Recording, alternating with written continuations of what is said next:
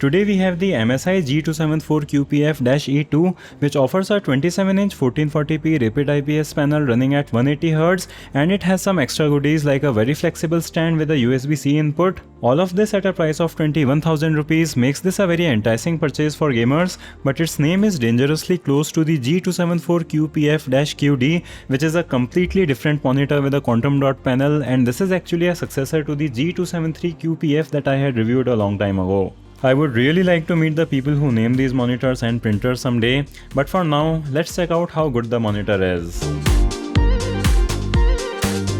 Inside the box, you will find the power adapter and the power cables. For some reason, we have the big 16A power plug included here for the Indian unit. Then we have different parts of the stand, some screws for wall mounting, a DisplayPort cable, a manual with some other papers, and finally the monitor panel. You have to attach the stand to its base and then just tighten 2 screws while attaching the stand to the monitor, and your monitor will be ready to use.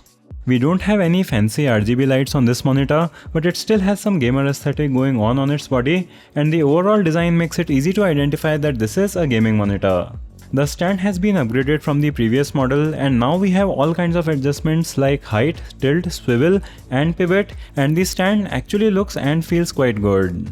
VESA mounting is supported here, but it is a 75mm standard instead of the more common 100mm size. All of the controls are handled by this red joystick at its back, and we have lots of gaming features in the menu like an AI night vision feature which makes dark areas of the games more visible. There is an option to add a crosshair and a timer to the monitor, and different features like brightness and game modes can be assigned as shortcuts to different directions of the joystick.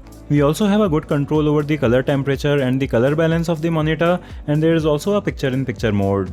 At the underside of the monitor, you will find a DisplayPort, 2 HDMI ports and a USB-C port which also supports DisplayPort input, so you can basically connect anything like your phone and get a display on this. This is specially useful for something like Samsung DeX, which basically turns this into a desktop with a single cable, and it just adds so much versatility. Another thing to note is that the HDMI version on it is 2.0B, which means that it will be limited to 1440p at 144Hz, but that shouldn't be an issue for consoles anyways, which are capped at 120Hz.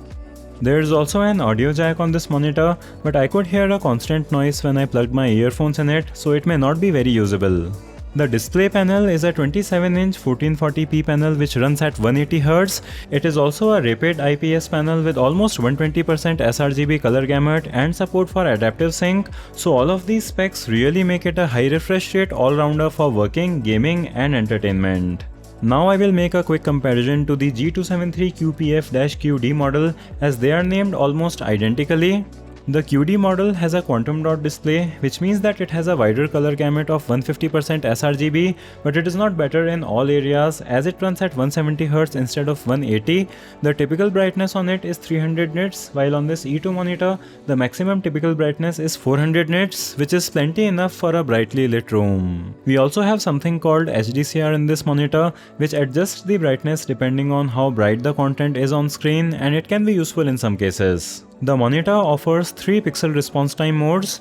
The normal mode is the blurriest at 180Hz, and the fastest mode shows visible overshooting, so the fast mode is the best one to use. We also have backlight strobing on this, which is enabled by the MPRT option, and it gives you a very sharp image, but there is some doubling of the images. I have to say that the doubling of the images is very controlled here, as the image is only significantly doubled in the dark regions, so this mode is very usable. But some other drawbacks of enabling backlight strobing is that you cannot use it with adaptive sync, and you take a serious hit on the maximum brightness. I would say that this monitor is still bright enough for gaming when you turn MPRT on, but if you want to play in a brightly lit room, it may not be bright enough. Do give this video a thumbs up if you are liking it so far.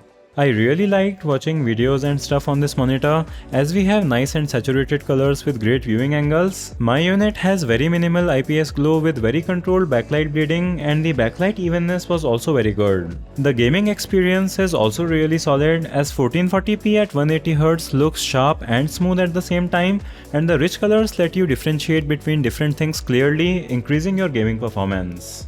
So the MSI G274QPF is a really well-rounded monitor at the price of 21,000 rupees or $250. There are other monitors around its price range with similar specs, but I think that with its USB-C connectivity, flexible stand and the overall performance, this is just a very complete package which also gives you an excellent value. Compared to its predecessor, it is smoother and 100 nits brighter while also being 30% cheaper, so that is of course a really huge upgrade.